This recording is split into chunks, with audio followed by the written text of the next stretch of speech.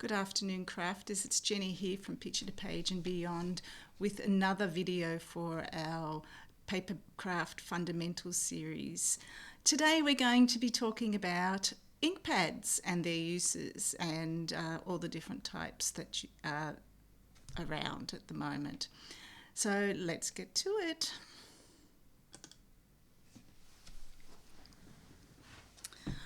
Okay, so as you can see, there's a wide variety, and this is by no means the only kinds that you can get, but these are the ones we're going to be looking at today. All right, so you have such a wide range of, and some are water-based, some are permanent, some are non-permanent, some are ink dye inks. They're all acid-free, these ones that we're using. So let's start going through a few of them. So let's see archival inks. Archival inks are, all of them are refillable with liquids, which we will be doing on another video series on how to ink an ink pad and the best way to do it. Okay, and most of these and all of these are great for most kinds of paper. Some are better than others, and some are just have different techniques that you can use. With the archival, it's fast drying, embossable. It's not embossable, so you can't emboss with that. So it's also clean up with stamp cleaner, which again, that's another thing that we'll do in a different video. So when you clean your stamps, we'll show you how to do that.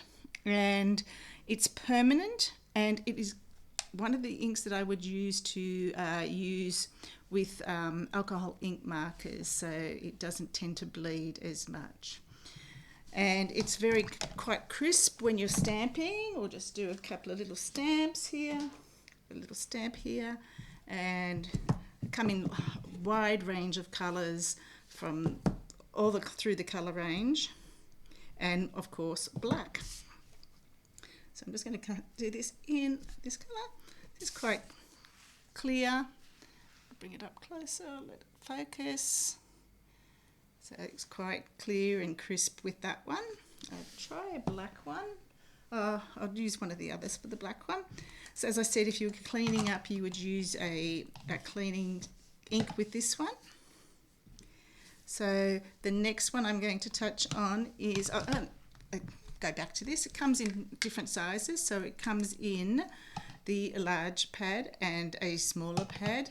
The smaller pads are great for traveling or if you're going to a crop or class or anything like that. So they're really good size for that. And they ink up just as well. Just maybe if you have a large one, you just have to ink better. Now, people ask how to ink. You're just tapping on top. Everybody does it differently. That's how I tend to do it. So I just say, works exactly the same. See? Different colour, quite bright. You can see that. Try and get the glare. Okay, so we have the archival. Beautiful archival. So we'll just put them to the side. And then I'll just put these up to the top. Next we have our Stays On. Now Stays On is a solvent ink pad, and it is really good for most types of materials. You can do it on metal, acrylic, aluminium foil, leather, even some types of glass you can use it, cellophane. It's really pungent, smells really strong, so I mean if you don't like strong smells, I wouldn't use it, but it is a good ink. Just going to get something. I'll just go with another piece of paper. Look, should we go on the back of this one? We can use that for something else. So this again is for cleanup. It is with a cleaner, so either cleans it or a stamp cleaner, and we're just going to pop down, and it tends to stick to the paper, but it is quite a nice ink. Okay, so that's that one. I'll just pop that to the side. The next ones are the dye ink pads. I haven't really used these much, so this is just as much of an experiment for me as it is for you.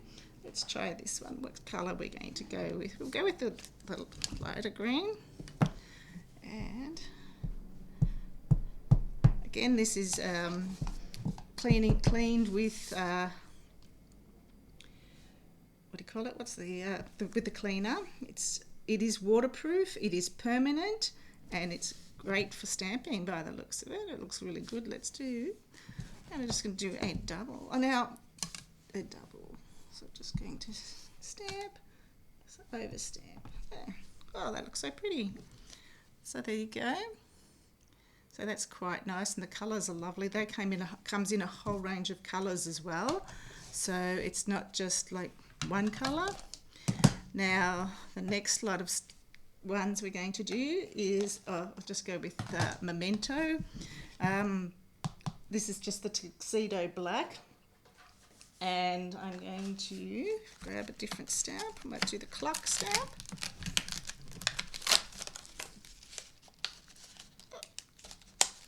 Just be gentle when you're taking these off. And pop that on there, get rid of that one. So just going to use the Memento.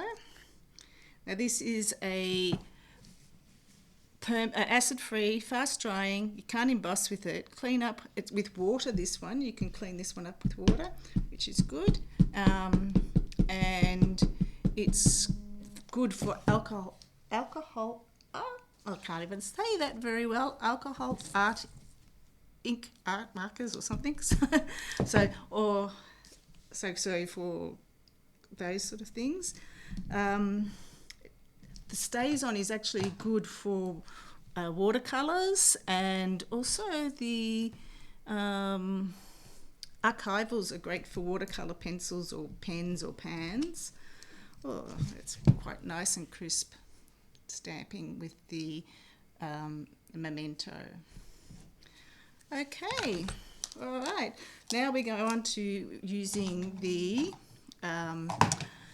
distress inks. Now the distress inks comes as just distress inks, but you can also they're also in oxides, and we'll do a little bit of both today. So just the difference between the oxides and the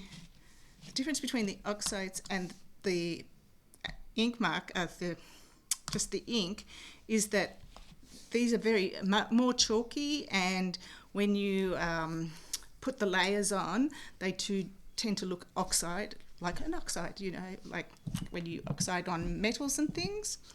Now, there's lots of ways you can apply these. You can I'll just grab, we'll start with the inks first. Got a piece of paper. Now you can just go in. You can use them with stamps. Some people like to use them with stamps, and some people don't. I'll just do a quick stamp with this one first, and you can see. The thing is that if you do get water on this or anything like that, it will blur out. So that's why people tend to like to use the permanent inks when they're stamping. Okay, now there's lots of different techniques, as I said, with these. So the first technique is using a blending tool, and you just give it a big rub like that, and you start off the mat and just rub it in like that. And you can do different colours. I'm just going to use I'm going to use the same one because it's in the same family. And I'm going to go down here across. Now start off, because we don't want that big, we want it to blend in. Now you can add as many layers as you like to build up the colour consistency. So I'm just going to go with the orange at the bottom, and they go over the top of each other and they do blend in beautifully together. And you can go back over the top to give that nice blended look. And we'll go back to the yellow.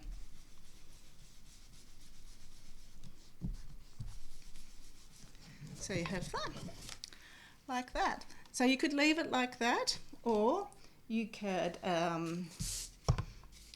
add some water to your mat like this, or to your hand, and you can flick onto it like that. Just a little bit more, I haven't got much on my hands. Like that.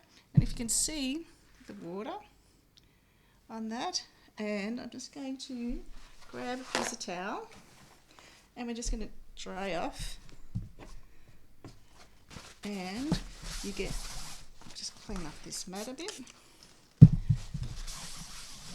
and you get that, and the more water you put in, you can see as it dries off, you can see the dots coming in where the water gets taken away, so that's really like quite effective. So finish with those ones. The other thing you can do is, I'm just going to squish this on the ground here, squish it on the ground on my mat, and make sure I put the lids on the correct ones. I'm going to add some water to here, and I'm going to get a paintbrush. Paintbrush, and I'm just going to flick. That's not very good, not enough water. Need a bit more water. See how it beads up? We're going to use this technique in a minute, so you can see that. It's very hard to see because I'm so far away. And just put that on my book. And you get the splatters. I mean, you can do different colours. Black looks really good splattered. I'll show you some different examples of some splatters. I'll just dry that off. So just on this project here, on this one here, these ones are just the ink splattered in different colours, if you can see those. And here on these ones, I've blended, and then I've in a different colour I've splattered. Okay, all right, so that's that technique, and there's so many different techniques. I'll go through a second technique, and I'll do this because you can use the same techniques with both. So I'm going to do this second technique with the oxides, so you can see the difference and the different layers. So we're going to start off with doing some salty ocean. And when you put it on your mat, you just need to do a little bit of a twist, and try not to touch each other. You don't want to contaminate the ink pad. And I'm just going to leave the other colour at the moment. And then we're just going to add some water. Now the more water you use, obviously the more it's going to blend into each other. And then I'm just going to pop it down and get some different colours on it. So, like that. Once it dries, it will, you can see that it will, I'm going to take this off, and then I'm going to get a new piece of towel. I'm just going to dry it off with my hand because I didn't bring a heat tool. And we're just going to add some more colour. Okay, so we're going to add just this one. This time, add some water, and just going to pick up some in different places. You can see how you are building layers. Mostly what I would do is dry off in between each one with each layer with a heat gun, but for this we're just going to do, the more speckled your water is, sometimes the better, because you don't get that big shape, you get the small shapes, the small dots in it. So see how it's built up different layers. Okay, there are really a huge amount of techniques that you can use with the distressed inks and the distress oxides to give you lots of beautiful different backgrounds for your work. I'm just going to go through my little book here, which I've made, and this one has been pretty much made with just the distress inks, even to colouring the ribbon. So here what I've done is I've used colours, and then I've used stencils over the top and putting on another layer of different colours, and then you can see all the different layers. Most of this is just blending, so it's just using the blending tool. You can also use a blending brush, and the brushes are really good for when you're doing stencils. They're like this, they come like this, and the heavier you do it, I'll just go with, just grab that one back, just go with the orange, even though it's a brown one. I'm just going to go in with the orange and go in, and I'm just going to go around the edge, and you can see that it's how it blends differently, and if you put it up tighter it blends darker, and if you have it lower it blends lighter. That makes sense to you. Okay, so going back from that, clean.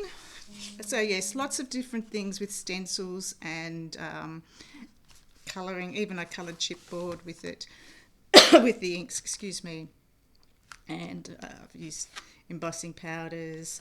So all the inks are amazing, all have their uses for things. So give them a try, see what you've got at home, play with them and see what you like best. That's probably the best thing to do.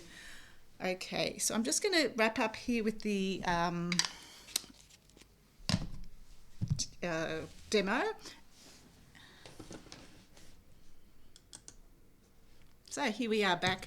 Yes, as I was saying, just have a play at home with any of the inks that you do have. See what you can do with them. See what works best with, you know, either like whether if you've got distress inks, try some different techniques. Have a look at different ways of using them. Try some of the techniques I've showed you today. If you're interested in anything, knowing more about any of the inks or their techniques, please let us know. And thank you for watching our Papercraft Fundamentals, and I will see you next time. Thank you. Bye-bye.